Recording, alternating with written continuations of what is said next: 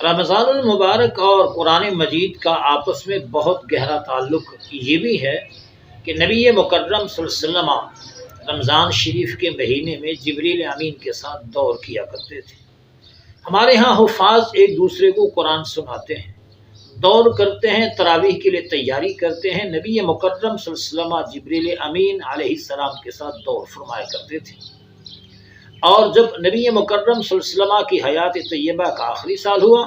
اس سال میرے آقا نے رمضان کے مہینے میں جبریل امین کے ساتھ 2 مرتبہ قرآن کا دور فرمایا۔ یہ وہ مبارک مہینہ ہے جس کے اندر تراویح کے اندر پورا قرآن پڑھا جاتا ہے، اور یہ وہ مہینہ ہے جس میں عالم اسلام کے لوگ قرآن مجید کو زیادہ تلاوت کرتے ہیں۔ پورا سال قرآن اتنا نہیں پڑھا جاتا جس قدر رمضان شریف کے مہینے میں پڑھا جاتا ہے۔